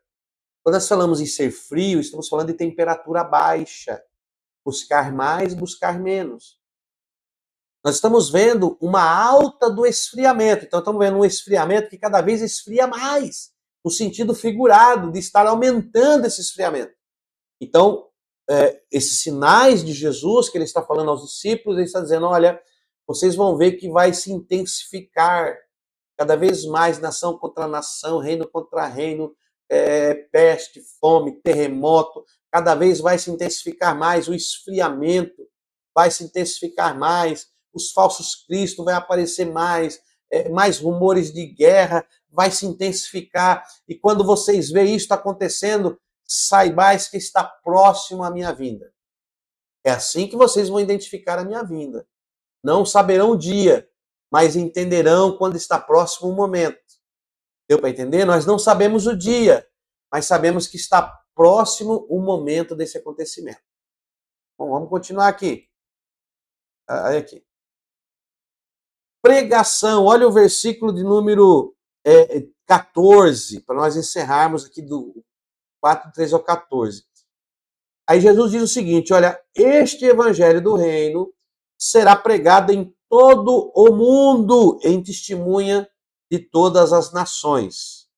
E então virá o fim. Então ele fala dos acontecimentos. Aí ele fala dessa pregação. Então o evangelho do reino será pregado em todo o mundo. Né? Em testemunho. Ele não fala esse evangelho vai ser pregado e todos vão se converter. Não. Esse evangelho será pregado em testemunho. Depois que ele for pregado em todo mundo, em testemunho, a todas as nações, então virá o fim. A todas as nações. Todo mundo, a todas as nações. Presta atenção nisso. Então virá o fim. Nós já vemos essa pregação universal. Podemos ver. Ao falarmos do avanço do cristianismo, nós precisamos voltar aos seus primórdios e relembrar que de início era um grupo de 120 pessoas. Lá em Atos, capítulo 1, no versículo 15, né? Antes da descida do Espírito Santo lá em Pentecostes, em Atos 2. Então, eles eram em 120 reunidos.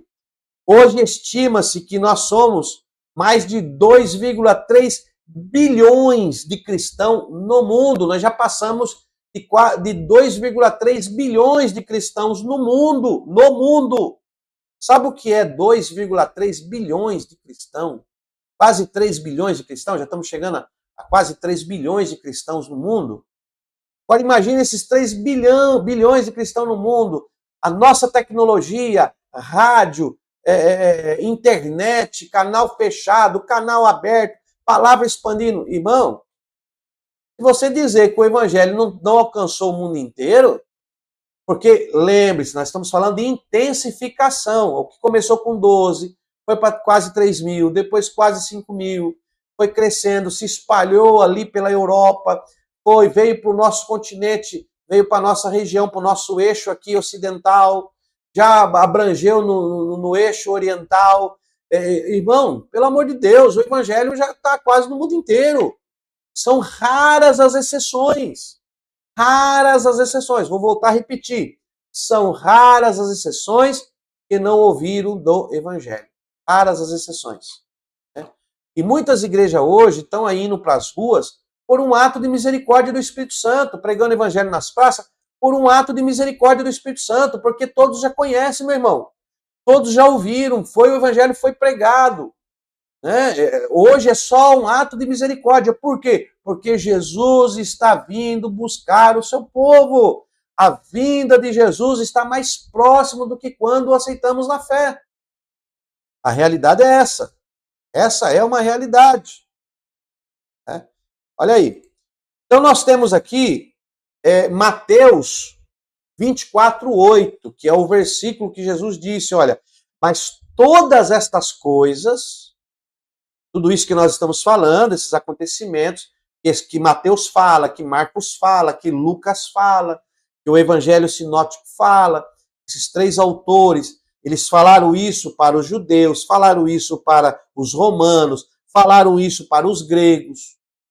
Aí João vem falar para a igreja, mas foi falado isso aqui, nós lemos a palavra de Deus. Então Jesus está dizendo do princípio de dores. Estas coisas são o princípio de dores. Vamos então dar uma analisada melhor nesse princípio de dores? Então eu coloquei aqui o versículo Mateus 24, versículo 8, que é justamente esse período que nós retratamos como período de dores. Está registrado assim: porém, tudo isso é o princípio das dores. E aí nós temos aqui escrito no grego, tá? O meu grego não eu não tenho, me perdoe aí, irmão, vou ler grego, que não é muito forte, né? Eu estou fazendo o curso ainda, não estou me adaptando com as letras gregas, eu estou me formando, estou fazendo aí o curso do grego, porque nós estamos colocando também o grego, nós já temos a aula do grego, com o professor aí abençoado, e eu estou estudando e estou aprendendo aí, né? Então, me perdoe aí a minha maneira de ler, o meu erro ainda didático, porque eu ainda estou aprendendo, mas vamos juntos aqui, tá? Temos aqui pantar, né? Pantar, de tauta. Aí temos aqui arche, arve, arxe, né? Arce, odinon, acredito que seja isso. Tantá, de, tautá, arxe, odinon. Eu acredito que seria mais ou menos isso. Me perdoe aqui a minha dicção. Me perdoe. Então veja bem, nós temos aqui então esse versículo, Mateus 24:8, no seu original grego. Aí nós temos aqui, olha, presta atenção. Temos aqui a palavra de, do grego. Esse de aqui, ele significa tipo uma conjunção, mais, além do mais, né? Como se fosse uma conjunção. E aí temos aqui a palavra tanta, ou tanta, que significa tudo, toda, qualquer coisa. Então, né, qualquer coisa, tudo, toda, mas, olha, mas tudo, mas qualquer coisa, aí você vai entender, olha, porém tudo, ó, tá vendo? Porque no grego, às vezes, não está as palavras numa ordem cronológica, aí na tradução tem que se colocar as palavras numa ordem cronológica de leitura, tá? É assim que é feito. Então aqui eu estou te dando aqui o significado da palavra para você entender o que significa esse princípio de dores. Por quê? Porque quando nós lemos ali e diz, porém tudo isso é o princípio de dores. Tá, princípio de dores. Você imagina que alguém sentindo uma dor, não, é dor, o mundo vai sofrer. Vamos então entender o que Jesus quis dizer isso. Então nós vamos, como foi escrito no grego, estamos fazendo aqui apenas uma interpretaçãozinha do grego para nós entendermos. Tá? Ó, pantá, de, tautá. Aqui é um P, né? Isso aqui é um P no grego. Então fica PA, aqui é um N, TA. Então fica pantá. Pantá, de, tauta, que é U. Então temos aqui pauta, né? Que significa este ou estes. Né? Então, porém, tudo isto, tá vendo? Olha, porém, tudo, né? Olha, todo, qualquer coisa, além do mais. Então, mas tudo isto, olha, tudo esse, ou todos esses que são esses sinais que ele está falando, Jesus está se referindo aos sinais. Aí vem a palavra aqui, arche, arche, arhe, acho que é arche, assim. Que significa começo, origem, que começa, o primeiro de uma série. Então, essa palavra arxe, ou arche, ela significa o princípio, começo. Mas não é só um princípio, é um começo de uma série. Então, Jesus está dizendo, olha, esse é o princípio, ele está dizendo, isso é o começo de uma série de acontecimentos. É isso que ele está dizendo. O começo de uma série de acontecimentos. Tá? E aí nós temos aqui, que foi traduzido por dores, olha, princípio das dores. Então aqui é o princípio, nós temos aqui o princípio, que é começo, origem, que começa o primeiro de uma série. E temos aqui, aqui é um N, né? Então é um O. Esse aqui é um O, fica odinon. O N é esse V é um N. Odinon. Esse odinon, ele é da raiz do grego odin, né? E esse odinon aqui, ó, ele significa dor de nascimento ou dor de parto, literalmente. Odinon, que é das dores, que eles traduziram como das dores. Eles podiam até colocar aqui, o princípio das dores de um nascimento, ou seja, é o primeiro de uma série de dores para o nascimento, para um acontecimento. É isso que Jesus está querendo dizer. Então, quando nós lemos aqui e vemos no original grego, nós conseguimos melhorar essa compreensão.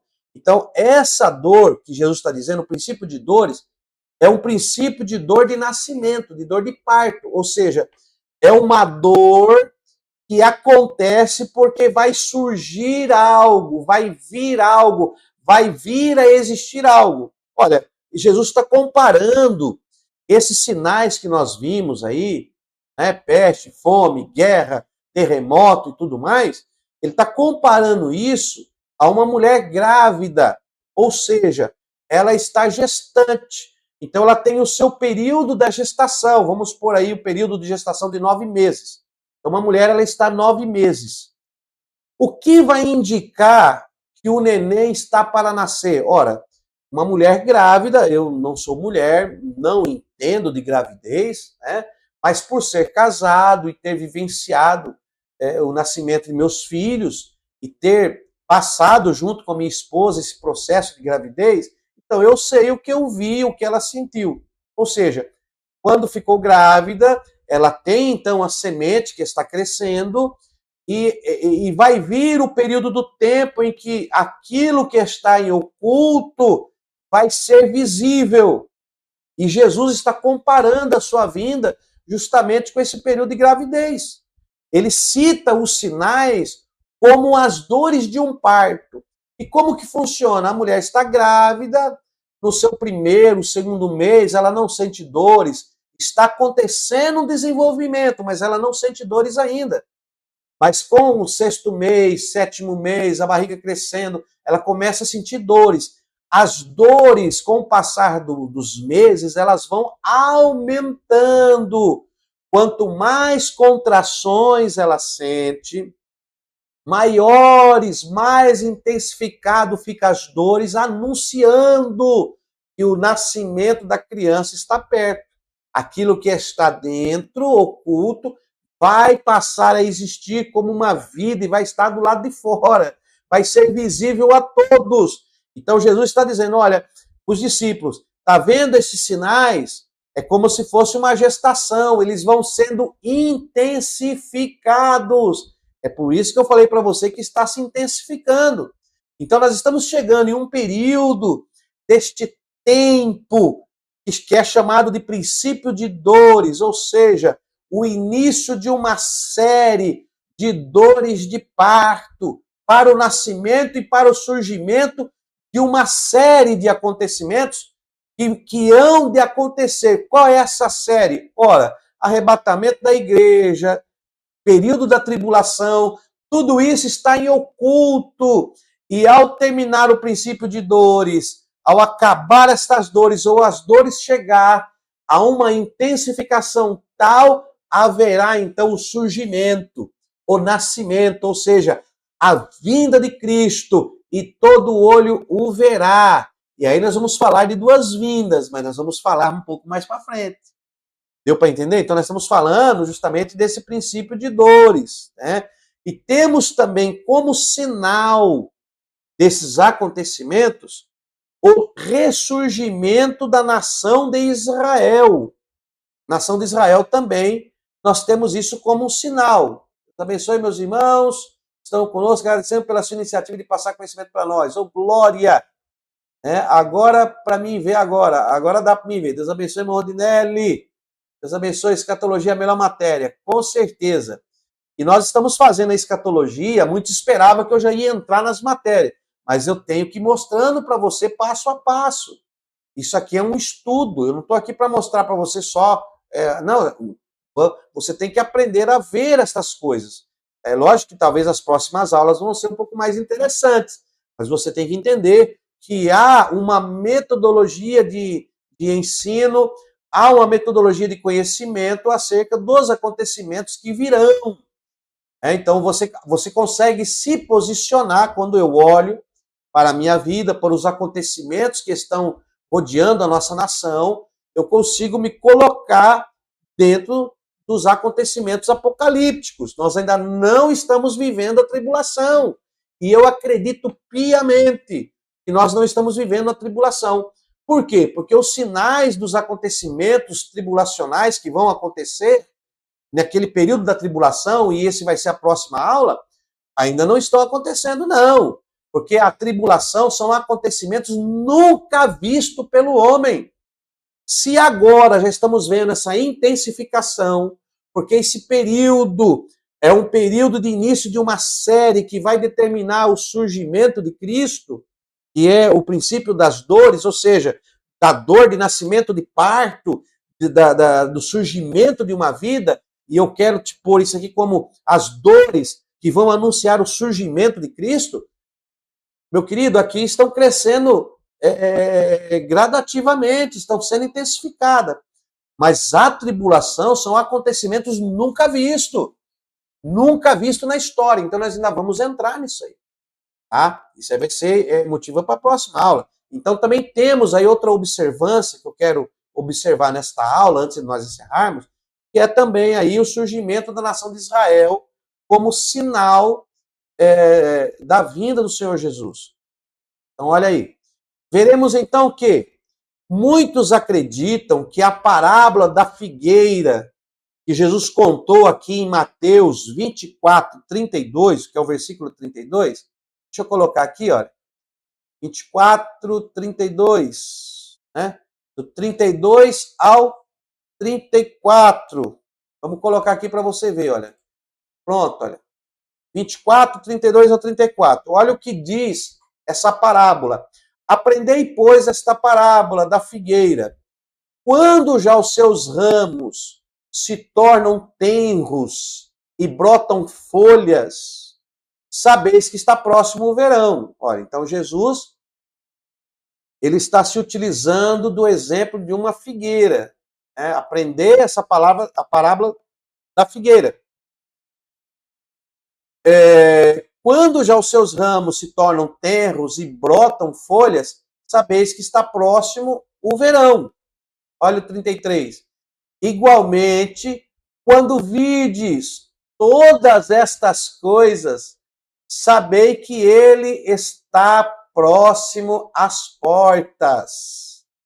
Em verdade vos digo que não passará esta geração sem que todas essas coisas aconteçam. Né? E aí nós temos que entender aqui no grego o que é essa geração. Tá? Nós vamos fazer uma análise disso numa aula posterior. Então, nós sabemos que na Bíblia, muitas das vezes, quando se fala aí em figueira, está falando da nação de Israel. Então, a nação de Israel é retratada como figueira. Olha aí. Tá aí o versículo que eu já mostrei, né? Deixa eu tirar aqui. Pronto. Que aqui eu acabei repetindo aqui de novo, né? Eu não sabia que eu tinha colocado aqui. Então aqui está os versículos. Aprendei, pois, essa da figueira e tal. Já lemos. Na Bíblia, muitas vezes, a nação de Israel é comparada a uma figueira. Né? Muitas das vezes. Olha aí. Temos aí Oséias 9:10. Fala de Israel como figueira. Deixa eu ver se eu localizo aqui para me colocar o texto para você ver. Oséias 9:10. Abre sua Bíblia aí, se você tiver. Se não tiver, você marca aí. Eu vou abrir aqui para você ver, tá bom? Oséias 9:10. Ó, eu vou colocar aqui para você ver. Pronto, olha aí. Olha aí, Oséias 9:10. Deixa eu colocar aqui numa posição que dê para você ver. Pronto. E dá para ver? Dá, né? Oséias 9:10. Achei a Israel como uvas no deserto. Vi a vossos pais como a fruta temporã da figueira no seu princípio. Mas eles foram para Baal Peor e se consagraram a essa vergonha e se tornaram abomináveis como aquilo que amaram. Então perceba aqui, olha. Perceba aqui. Achei a Israel como uvas no deserto, vi os vossos pais como a fruta temporã da figueira. Então, o próprio Deus, através de Oséias, dizendo que ele viu os pais, né, os pais de Israel, como a fruta temporã da figueira. E muitas outras passagens retrata Israel como figueira. Olha, Jeremias 24, 1, 14. Olha o que diz aqui. Deixa eu colocar aqui. Jeremias, capítulo 24, do versículo 1 ao 14. Olha aí. Fez o Senhor ver, e eis 2 cestos de figos, 2 cestos de figos, posto diante do templo do Senhor, depois que Nabucodonosor, rei da Babilônia, levou em cativeiro a Jeconias, filho de Joiaquim, rei de Judá, os príncipes de Judá e os carpinteiros e os ferreiros de Jerusalém, os trouxe à Babilônia. Olha o 24, o 2. Um cesto tinha figos muito bons, como os figos temporãos, mas o outro cesto tinha figos muito ruins, que não se podiam comer, tão ruim que era. Disse-me o Senhor, que vês tu, Jeremias? E eu disse, figos, os figos bons e ruins, muito ruins, que não se pode comer de ruins que são. Então veio a mim a palavra do Senhor dizendo, assim diz o Senhor, o Deus de Israel, como a estes bons figos, assim também conhecerei aos de Judá, levados em cativeiro, os quais enviei deste lugar para a terra dos caldeus para o seu bem. Porei os meus olhos sobre eles para o seu bem, e os farei voltar a esta terra e edificá-los-ei, e não os destruirei, e plantá-los-ei, e não os arrancarei. E dar-lhe-eis coração para que me conheçam, porque sou o Senhor. Ele está falando dos de Judá. Tá? Existe a Israel, que foi cativo, né? Israel e Judá. Tinham 2 reinos, Israel e Judá. Você já sabe a história da divisão dos reinos. Ele está falando que os frutos bons são os de Judá. 2 frutos, Israel e Judá. E os frutos bons são os de Judá. Está lembrando das 10 virgens, né? 5 prudentes e 5 loucas. E há uma interpretação de que as virgens representam os judeus. Os de Judá são bons e os de Israel que foram ruins, que vão ficar de fora, ou que vão passar a tribulação. Então, há um outro conceito aí espetacular que mais na frente eu vou passar para você, fique tranquilo. Então já é bom você já ir vendo mais ou menos isso aqui. Se converteram a mim de coração, né? E como os figos ruins, que não se pode comer de ruins que são, porque assim diz o Senhor, assim entregareis Edequias, rei de Judá, e os seus príncipes e o restante de Jerusalém, ó, e o restante de Jerusalém, que ficou desta terra e que habitaram na terra do Egito. É dividido em 2, né? Então vemos aí a figueira é Israel, o povo de Deus. E são divididos em 2, frutos bons, temporãos, e frutos ruins, falando-se da nação. Olha aí, que interessante, né? E nós temos lá as virgens também dividida em 2. Então, há uma interpretação com esse fundo histórico, justamente da divisão dessa profecia dos figos bons e os figos ruins. E por isso que Israel é tratado como uma figueira. Olha o versículo 9. Versículo 9. Onde que nós estamos? E versículo 9.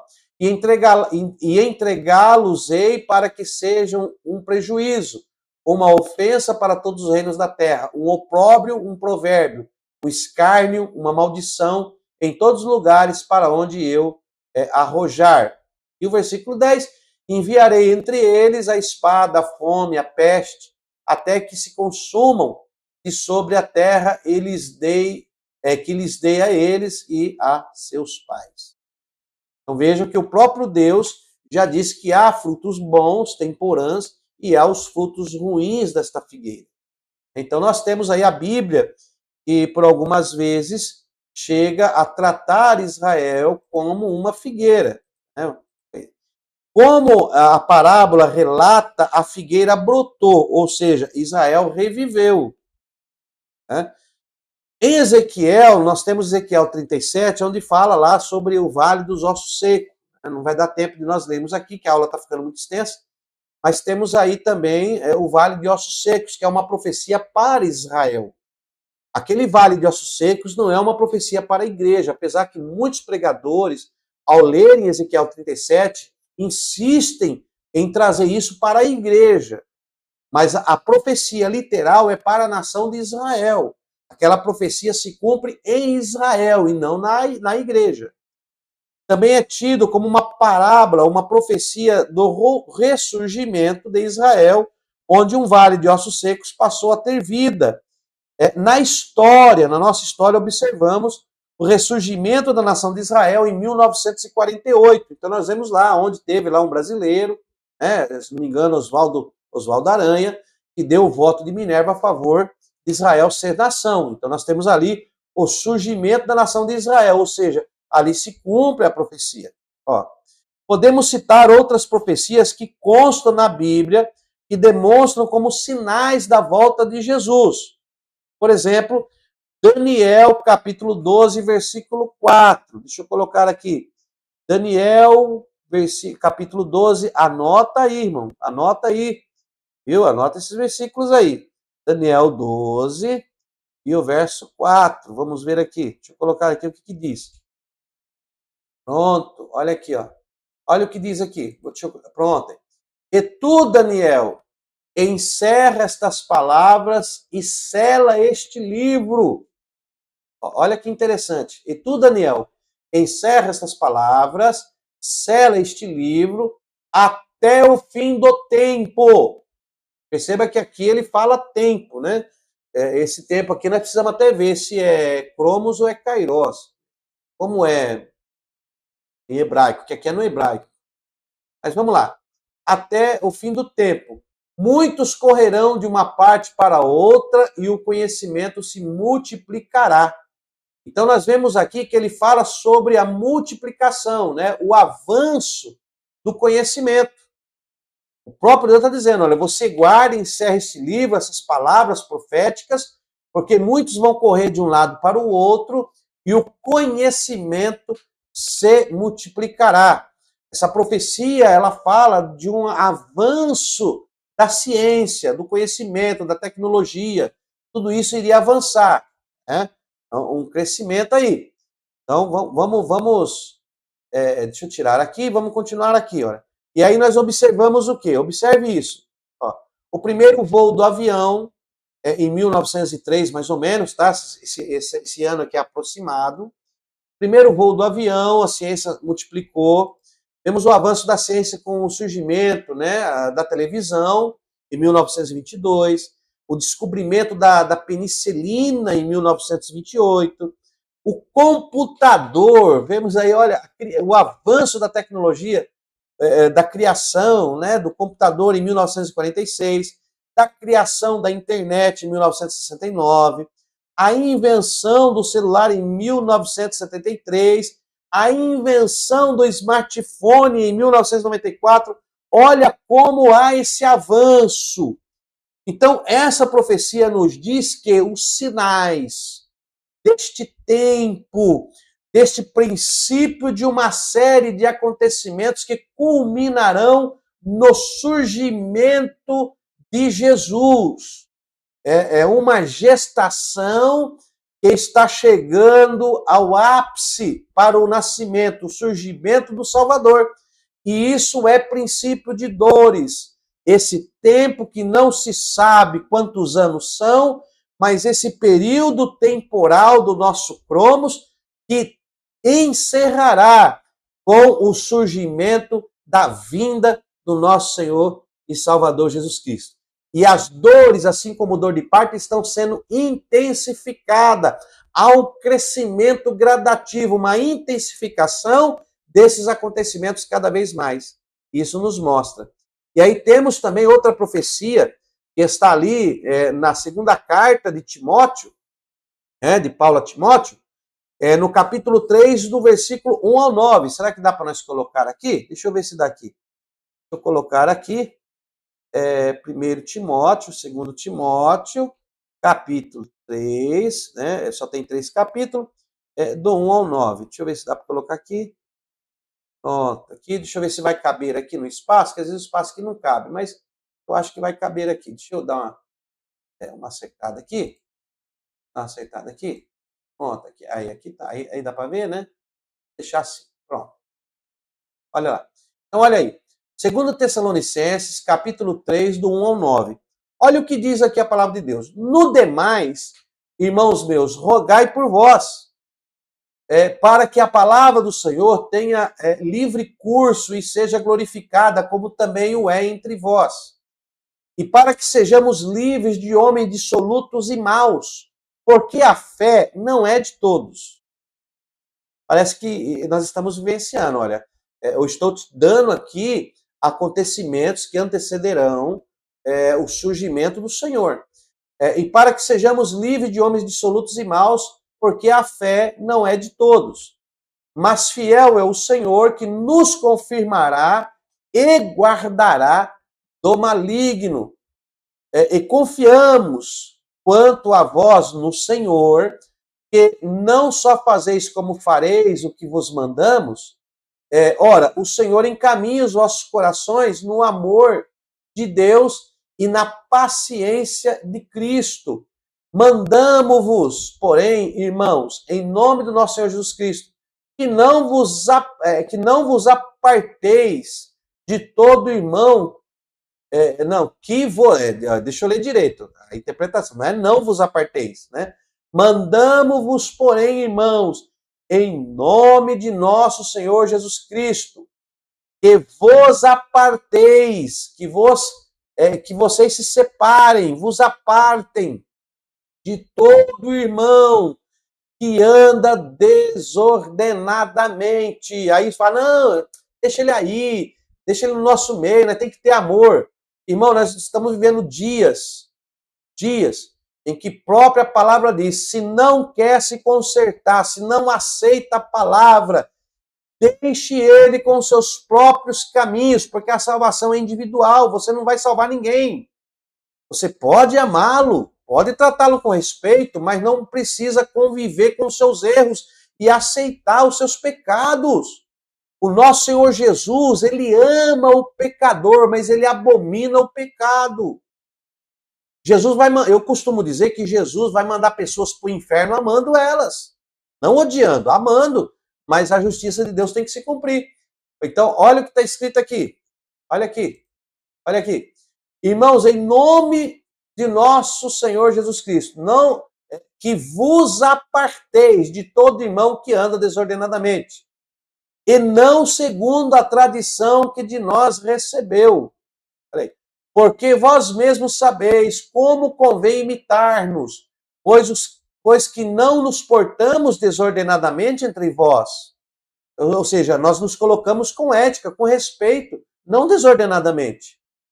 Olha aí. Nem de graça comemos o pão de homem algum, mas com trabalho, fadiga, trabalhando dia e noite para não sermos pesados a nenhum de vós.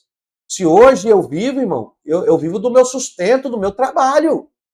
Eu tenho que trabalhar, eu não sou pesado para ninguém. Recebo ajudas, pessoas que reconhecem, que nos ajudam, mas nós não podemos ser pesados a ninguém.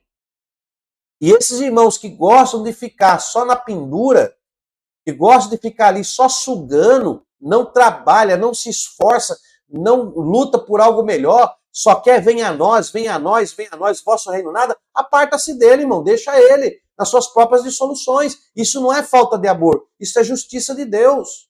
É justiça de Deus. Vamos lá, olha aí.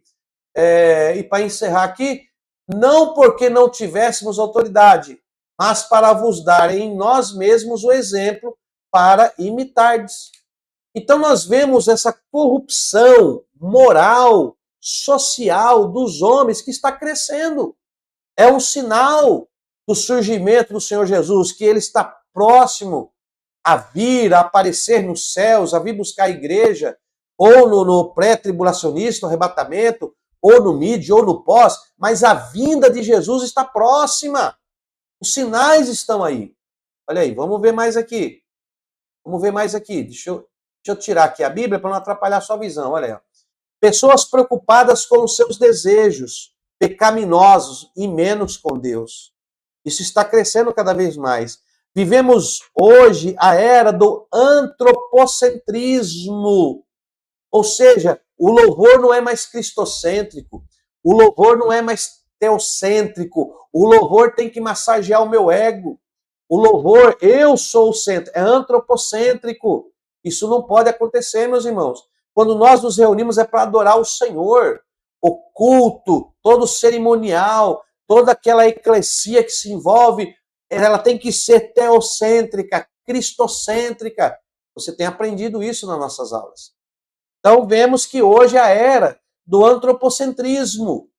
Ah, não, se você não der para o irmão aparecer na igreja, ele não vai mais na igreja. Deixa ele de lado, meu irmão. Se ele quer ser antropocêntrico, deixa ele. O que é antropocentrismo? É quando o homem quer ser o centro de tudo. Quer ser o centro da reunião, quer ser o centro das realizações. Nós estamos vivendo essa era.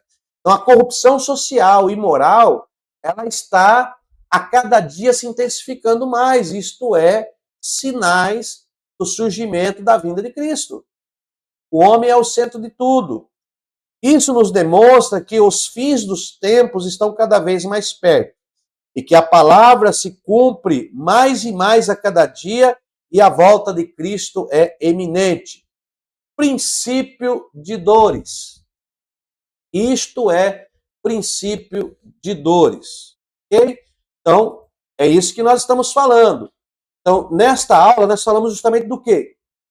Desse princípio de dores. Então, você já sabe o que é princípio de dores.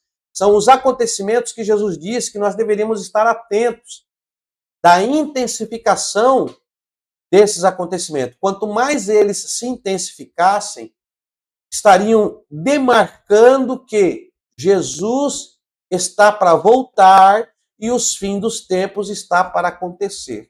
Então, eu quero dizer para você, você que está conosco aqui, nesta segunda aula de escatologia, onde estamos falando sobre o princípio de dores, o princípio destas dores de parto, de uma gestação, de um tempo. Nós sabemos que uma gravidez é de 9 meses, porém, nós estamos falando de um período que não foi dado uma data de início ou de encerramento, apenas os sinais. Então, a humanidade é como uma grávida, e tudo que está se intensificando, como sinais dito por Jesus, em Mateus 24, ao falar aos seus discípulos, a humanidade está passando por uma gestação, e os acontecimentos estão se intensificando. Quanto maior as dores, quanto maior a intensificação, mais perto está a vinda de Jesus e o surgimento e o início do fim. Então não perca a nossa próxima aula. Nós vamos falar na próxima aula sobre justamente o período aí da tribulação, tá? Então nós vamos falar sobre o período da tribulação. Então não perca aí essa próxima aula. Nós vamos falar do período da tribulação, aí nós vamos falar de Daniel, as 70 semanas de Daniel, e depois nós vamos falar aí sobre o pré-tribulacionista, o mid-tribulacionista e o pós-tribulacionista, colocando a igreja no cenário ou antes, ou durante, ou após a tribulação. Então não perca a próxima aula para você aprender e colocar e se conceituar acerca aí dos acontecimentos finais escatológicos que estão profetizados pela palavra de Deus. Deus abençoe sua vida e que nós possamos crescer cada dia mais. Quero encerrar dizendo, seja um explorador e não um turista. Deus o abençoe.